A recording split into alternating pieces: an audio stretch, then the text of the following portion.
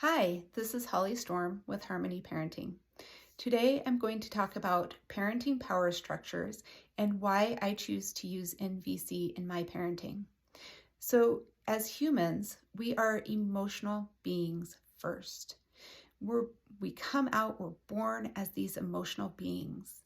Logic and reasoning and everything else comes later, including our ability to use language.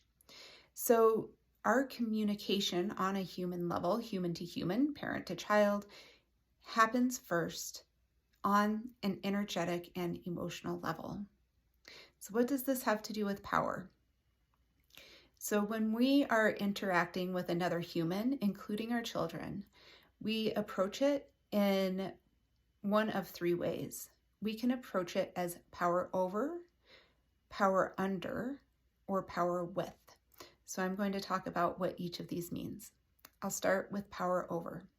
So power over parenting means that I'm the adult, I know more, and I have more power, so I get to make the final say. I get to say what is right for you. I get to determine the outcome. What I say goes. Unfortunately, this doesn't take into account a child's development, where they're at on any given day. Did they wake up sick? Did they have a falling out with a friend? Anything else emotionally that goes into their behavior. So that type of power structure we might consider adultism, because it says that I, as the adult, know more than you, so I make the rules and I have final say. And we see this come out in our parenting through both praise. So we're trying to get the kids to do something that we like, or we reward them with praise in order to get them to behave a certain way, or through punishment, in which case, we have parent-imposed consequences of taking things away, sending kids to their rooms, that kind of thing, to instill a sense of pain or fear on the kids so they behave a certain way. So when we're parenting from the power over position, it is really about the end result. It's about the behavior rather than the emotional being behind the behavior. The reasons we parent and power over can be a lot. Like, part of it can be our implicit memory from childhood. Maybe it's how we were parented. Or maybe our parents were not very good at holding boundaries, so we do the opposite. We want to be really good and firm with our boundaries. Another way that we parent from power over, or another reason, is that we feel unsafe if our children are having a response to the boundaries that we set or to what we want to happen. And so in order to create more of a sense of safety or certainty, it might be imagined certainty, we decide that we're going to stick to these rules and impose these consequences so we have a very certain outcome. The next way that people parent, so power over would be on one side, and on the opposite side of the teeter-totter would be power under. So in power under parenting, that's where parents aren't feeling secure in setting boundaries. Maybe we had a really hard time with conflict and it wasn't safe for us growing up. So we feel scared to set boundaries. We're scared of our children's emotions. We're scared that they will become emotionally scarred. We're worried about our own safety. And even with tiny little beings that honestly will probably not hurt us that badly. They might punch us and it will hurt a little bit, but not a lot. We might go into that power under stance because we're concerned about our own safety and our own protection. So a lot of times we do that power under behavior, again, because we had a lot of conflict as a child. And again, it could come from our implicit memory. Maybe our parents were power under and were parenting the way they did.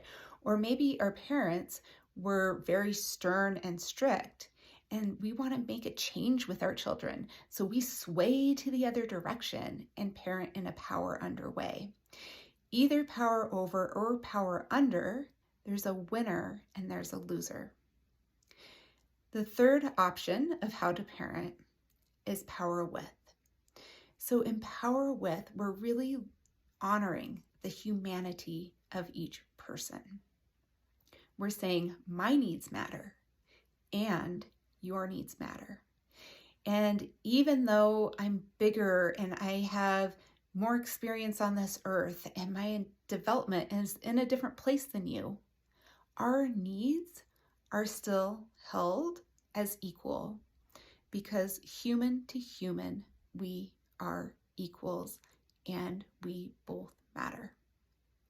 So what NVC does for me is it helps me break down what is happening emotionally in the behavior of my behavior and my children's behavior, so that I can speak to them in this place of power with, of understanding myself and expressing authentically what is happening and what's important to me in my heart, and approaching them with curiosity to find out what is happening for them.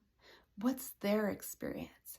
How can I best support them as their guide, facilitator, and mentor on this earth and through their journey of growing up? I'm going to take a quick look at my notes. So we're on this journey together, and truly the power with paradigm is where we're aiming to really create a mutual valuing of each other's needs and to get consideration, respect, belonging for each person, and to be in partnership as a family. So in going through this process, I want to acknowledge that when people are in different circumstances, if we are not fully resourced, if we don't have, say we're a single parent with 6 kids, our resources are going to be very different. And our journey to this power with place will be very different, because we can only do so much growth emotionally when our resources are taxed.